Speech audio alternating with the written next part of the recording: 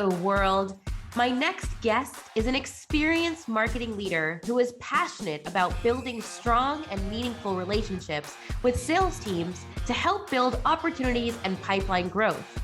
Her specialties include developing highly targeted messaging in support of closed-loop lead management, and she's an absolute all-star when it comes to CRM management, That and so much more. Please join me in welcoming Suz Barton to the show. Suz, are you ready to get radically transparent with me?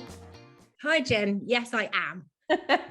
Amazing. And we've been waiting for this episode because when it comes to sales and marketing, there's often a lot of, unspoken rift between us, but we know deep down, it's kind of not true. We're nothing without sales. They're nothing without marketing. So I've honestly been waiting for this episode for far too long. So with that said, I was hoping that you can maybe give us a brief background on your professional journey, your role here at Oktopost, and of course, how you found yourself even at Oktopost. Sure. And yeah, I'm looking forward to, doing some myth busting, as you said, about the great marketing sales divide, which I think doesn't need to be a thing at all. No. But yeah, so I guess I started out my journey at university. I studied psychology. I didn't really have an end goal in terms of a career in mind, but I've just always really been fascinated in people and what makes them tick. So I knew I wanted to do something that involved applying that. And my first gig was as a telemarketer, an SDR role. So this is back in the early 2000s. So Thomas Siebel was the biggest name in town in the CRM world, and no one had heard of guerrilla marketing, never mind Salesforce.com at this point. But I worked for a CRM consultancy, and my job was to sell appointments with our experts, and that was my first taste of thinking about the customer and what matters to them. And how and why we needed to take a different approach if we were trying to book a meeting with a sales leader versus a marketing leader or a customer service leader. So really understanding that kind of what matters to the customer, what are their goals and what do they need to achieve, then layering on, okay, so how can we help there and why are we different? So that was kind of my grounding. And that also gave me a really strong attachment to having a target and hitting my targets. And from there, I kind of moved into Vodafone, was my first taste of being in a marketing position. And I did for some time consider moving into sales, but really being in the marketing team and seeing the breadth of what could be involved made me ultimately make that decision to stay in the marketing world. But I always have gravitated to roles that involve working really closely with sales and having that target driven approach. So I've always been in tech and IT organizations in the business to business world, and always been really passionate about how can we tell our customers how we can make their life easier and save them time, and all of these things that are so important to decision makers today. Right. And who doesn't love saving time and having their lives made easy? What's your official title here at Oktopost? I'm our director of demand generation. And what does that mean? What do you do on a day-to-day, Suz? So I guess I really consider myself an extension of the sales team. I kind of connect all of the great stuff that we do in marketing and support sales to get that out into the right channels and to help them start quality conversations with people who are most likely to become customers for us. So my role is just about running programs and tracking them and understanding what's working, and just crucially just really keeping an eye on what's going on in the market and what's important to our audience, and making sure that we're telling our story in a consistent and clear way that just cuts through for them. Ooh, yeah. As you're sharing what you do, I mean, no pressure, right? But at the same time, that's a lot of pressure, right? I mean, it's a lot to keep track of. You've got to constantly be on your toes. I mean, can I ask what's potentially, keeping you up at night professionally in this role? Yeah. So, the easy answer is like hitting numbers or not. maybe that's going to be the scary thing. But yeah, I think it's just to take it down a level. There's two key things for me, tied to the number. Just what is working.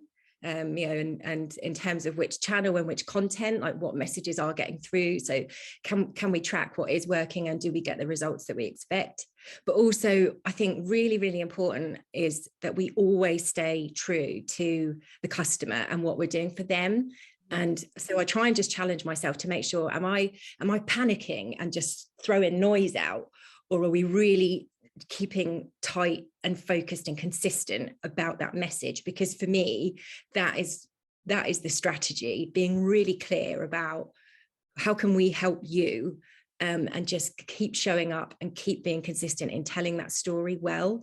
And so, yeah, sometimes I worry that maybe if we're panicking and deviating from the story, that's not going to help.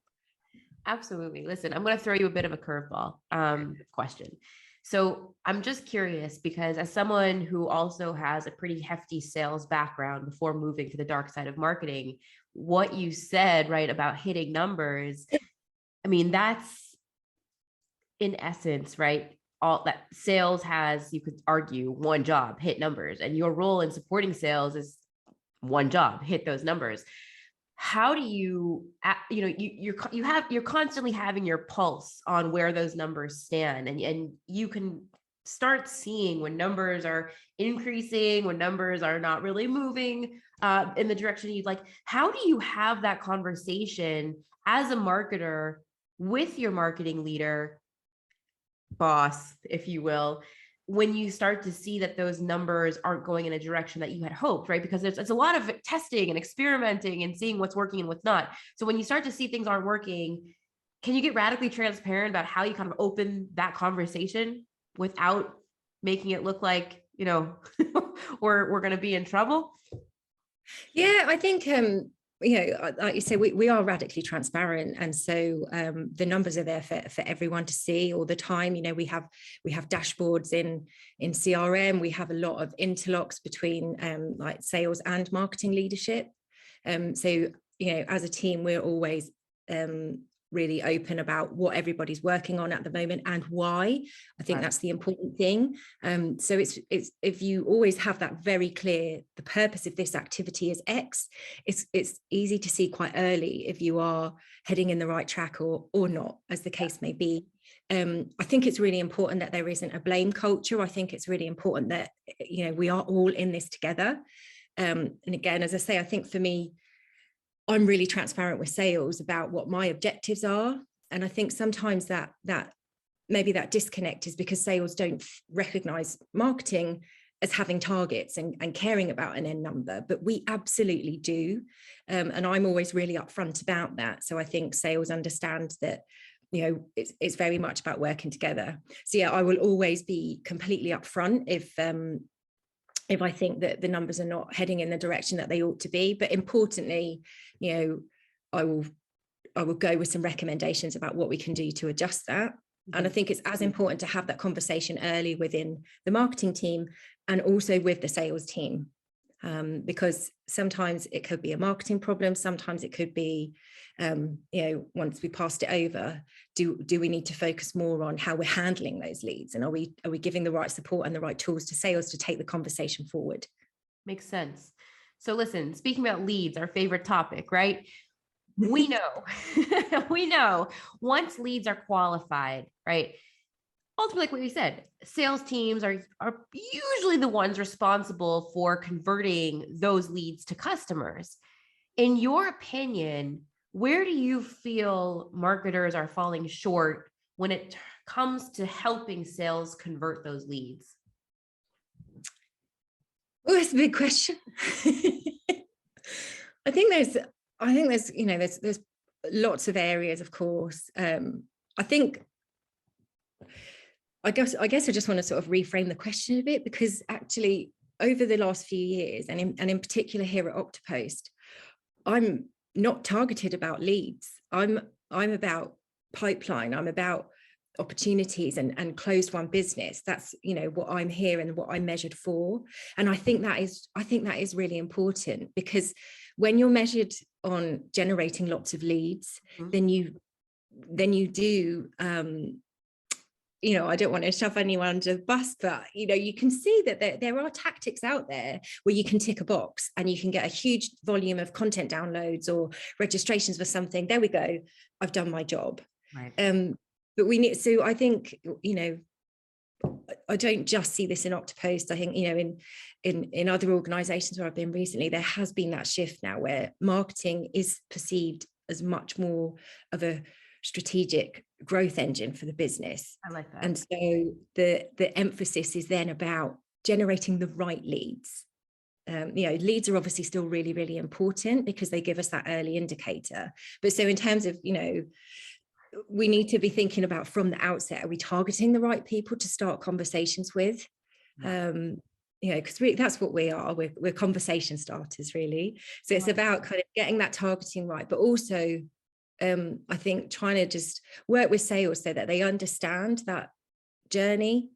Everybody talks about the customer journey, but if you don't give people a map, then it's no help at all. So you can't just say, there you go, all of these people downloaded this report, you're welcome. You've got to say, these are the top 3 things that we think are worth having a conversation about on the back of that. And ideally, if you can, you know, because of that person's job title, the next logical thing to talk to them about is this or this. And I think that's a really important part of my job, you know, because the more we grow, the more we have new programs, and there's always so much being pushed at our sales team and also out in the market at our customers.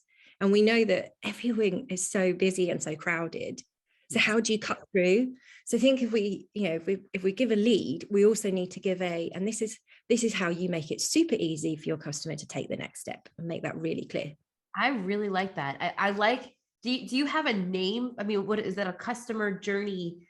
I mean, it's not customer journey mapping, because that's usually when you map like the website and the whole journey. What do you have a name for that? What do you call that? I mean, that's brilliant, right? It's like hand, but yeah, what do you call that? Well, I've never considered giving it a particular name, because just for me, it's just that's just what you do, right? Because it's if someone's you've got to give a bit of context to it, like, why is it a lead? Just doing that doesn't necessarily mean you're going to buy something right now. So it's just kind of framing it, really. Are you doing that framing in Salesforce or CRM? Like when it goes from, you know, marketing to sales, are there notes inside of, you know, Salesforce with those points? Is that more of like on a team meeting? How are you communicating with sales those amazing little map and directions? So I think it's like with everything, like with successful marketing campaigns, we know that there have to be multiple touch points across all channels. So yes, we are, you know, our marketing ops team has grown, and we are increasing our sophistication in terms of what we can share in Salesforce that just gives those insights about, you know, where did that lead come from and what can we infer about what was the kind of headline topic and what pulled them in. But then also, yes, when we are now introducing, as we're launching new programs, if we've got a hero asset, having an activation pack around it so that we're giving talking points to sales. Because again, I think for me, it's all about having a conversation, you know, and how do you, what's the next step in that conversation? And it's often question based and things like that. So kind of what's the thing to ask about to take it a next stage further and really understand kind of what that customer's looking for in that moment that drew them to that. I love that. I love the fact that you're defining what you do as a conversation. You're a professional conversation starter. And, you know, I think it leads nicely into my next question, right? But in your role as a professional conversation starter, if you will, right? How do you lead with purpose, and how do you gain that buy-in from sales to be able to trust, you know, the marketing team going forward? So in terms of lead with purpose, I think it's quite easy for me to do that for two reasons. I think our VP marketing, Natalie Binns, is the best example I've ever encountered of somebody who leads with purpose. She inspires all of us every day to challenge ourselves to think about, what do I need to do and why? What are the, so it's that kind of ingrained in us behavior. So act with purpose, and then you will naturally lead with purpose. I guess it kind of comes on from there. And as I say, just thinking about the roles that I've always done through my career, because I've always got a really clear, tangible metric for what does success look like.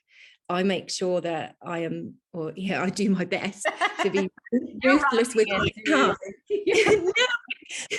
I think, because you want to help your colleagues, and you get involved in other things that sound fun and interesting and a bit different. So every now and again, you do just have to be a reset and be like, I've got to get my timing right. I've got to focus on the things that are really pushing to that goal. And I had a former manager who always mocked me for one of my favorite expressions, which is begin with the end in mind. So sometimes I just ask myself that. So think about, what am I trying to get to? And then do those right things. So sorry, that was long-winded, but ultimately in terms of lead with purpose, it's just have that clear goal and just be really open with the people around you about, this is what I'm doing to get to that goal. So I think that's kind of what helps me there. Are you suggesting to be radically transparent with your team? Is that what I'm hearing? Yeah. Yes, right? I am. Yeah, I think with your team and with with management, and just with everyone, always be radically transparent. I love it. So listen, my next question for you, I think it's an interesting one, and a lot of times I think marketing can get stuck with this, sales can get stuck with this.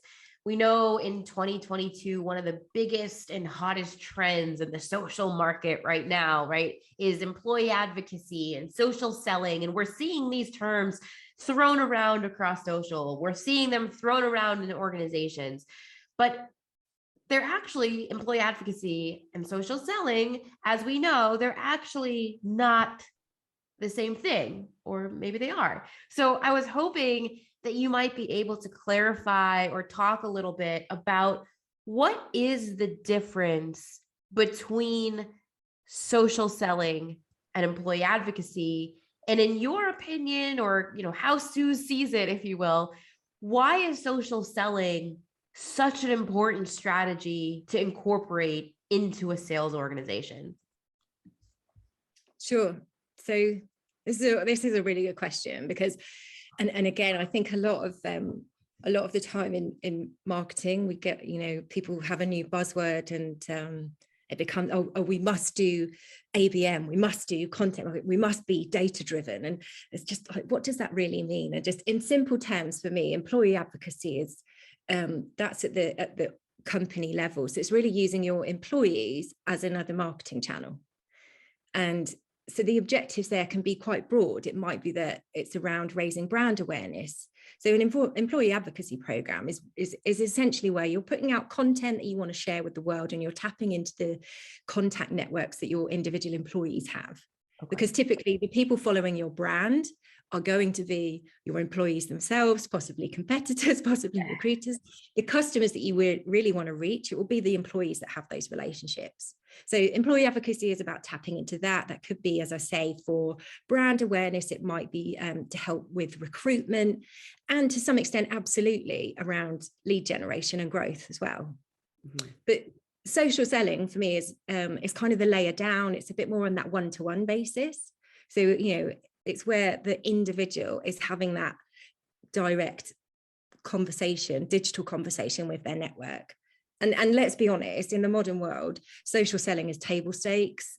We know that traditional channels are, in such decline, particularly over the past couple of years. But even before then, there was this big shift to the digital sphere. Emails get ignored. People don't answer the phone anymore. Social media is where you have to have conversations. Yeah. I think it's, and that's where people are, people are more authentic. And so I think social media means that there's no excuse not to be relevant, but it doesn't mean that it's easy. You've got to put time in. Listen, that was going to be my next question, right? Because I think many of us, especially today, and because of social media, we have such like an instant gratification mindset. We want to see results now. A lot of us are reporting up to, sales leaders who want to see results yesterday. How long, when you're running an employee advocacy program or engaging in social selling, I mean, how long does it take to see results from a program? About 6 or 7 minutes. Oh, minutes. That's fantastic. So everybody should be doing it. I mean,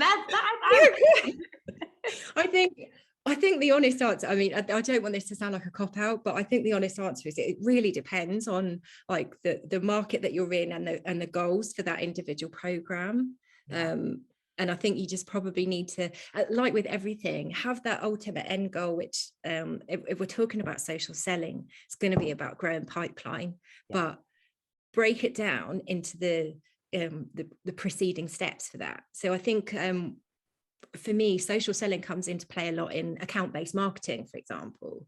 So we were starting to talk a lot about social selling at Suzs, where I worked previously.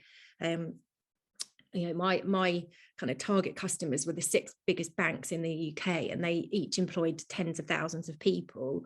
And so social media was a really important platform for us to try and identify, key contacts and start to, if we could get a senior director in a risk function to like somebody's post, that felt like a win at the really early stages. And those are the kind of things that you might be able to achieve in a handful of days or weeks.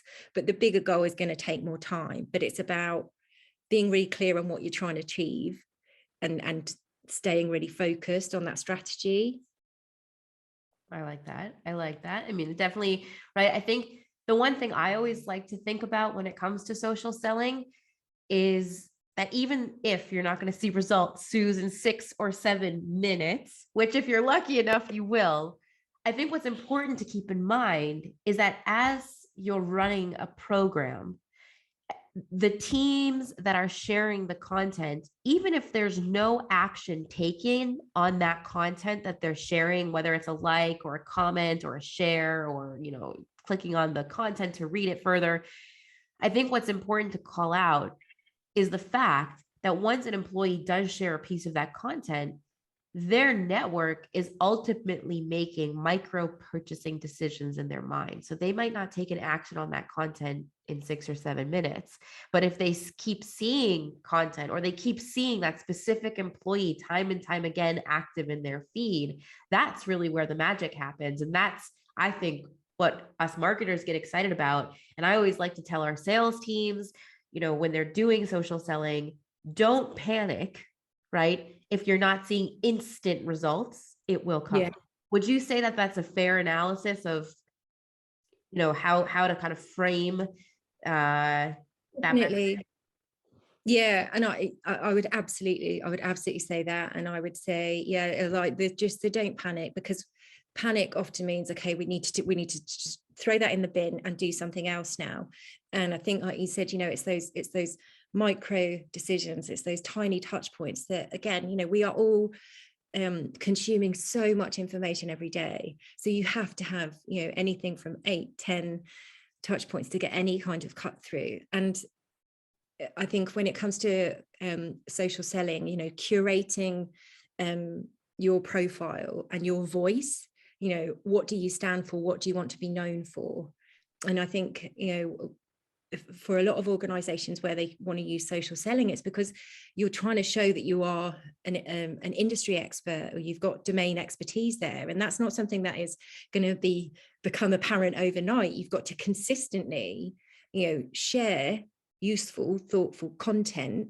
And then when you get confident enough, opinions on top of that, so that you have that credibility. So then someone will start to say, oh, okay, I like a lot of what they're sharing. And then they take a look at your profile and they see all this good stuff, which you have to invest the time, and you have to trust the process a bit. I love that. Again, process. Nothing exists in a vacuum or in isolation when it comes to marketing and storytelling to customers, as we know. So it's really just remembering that this is part of an overall mix. And sometimes, though I hate to say it because I am one who likes to try and measure the socks off everything, there's someone within our very own team who confesses to me that they do not click on ads, but if it does pique their attention, they'll go to a search engine and type in the name. So you're not going to get that connect, but it's, you know, so it works even if you can't sort of measure that dotted line sometimes. So it's just about just keep that consistency. I love it. I agree like 1,000% on that. I have two more questions for you. So I want to ask a little bit about demand gen, because I know that that's a huge and massive part of your job, and you rock it. And it's like we talked about earlier in the episode, right? I mean, you are under no shortage of pressure to hit numbers. And I think the days where, as you said, right, marketers shoving as many leads as possible to sales, those days are gone. They don't exist anymore. And we've become smarter and more strategic. And I think it's a really good thing that has happened over time. But could you share with us a few maybe strategies or tactics that you've actually have done that you've seen be successful, or have really had some powerful impact, whether it's here at Oktopost or in companies past? Yeah, sure. I think again, I don't want to be a cop out or just repeat what other people say, but I think, you know, there is no one silver bullet. But for me, I think a truly integrated approach should be the goal. I think you know, you've got to keep the customer at the heart of everything that you're doing, and you know, importantly, how you can help them, and be really specific about that. What's the tangible value that you can deliver? And I think it's really important that marketing are radically transparent about the story that they want to tell, and, you know, get as much feedback as you can from customers, if you can get that, ideally, and from sales, to say, is this going to cut through? Is this really going to you know, because as another sales leader used to tell me, feedback is the food of champions. So sometimes, you know, we'll work on a campaign, we'll work on a message, and we think it's beautiful and it's perfect and it's going to be amazing, and then somebody says the baby's ugly, and that's quite hard to take at first, but then you reflect on it and you're like, do you know what, there is no value in us putting something out if it isn't going to work. So I think you've got to always think about, just keep that customer in mind, think about who it's for and what it's for. And then in terms of the tactics, like I say, it comes down to making sure that they are all connected, and each one is really easy for the customer to take that next step. But yeah, I think it isn't there's no kind of rocket science. I think you just have to, when you know that you've got a really strong message, and obviously fantastic content, and again, just all the time, just kind of testing content. Think about, I think for me, what I've learned, particularly over the last couple of years, is everybody we're trying to reach is so busy, and there's so much competition for their time and attention. So I think that you have to try and get your message across in a short, engaging, just quick, easy, get to the point kind of content across all channels, and that they are connected, as we say. So even sometimes people might not think that social media is going to be the thing, but it is super powerful, because you can really put your personal stamp on telling that story through social.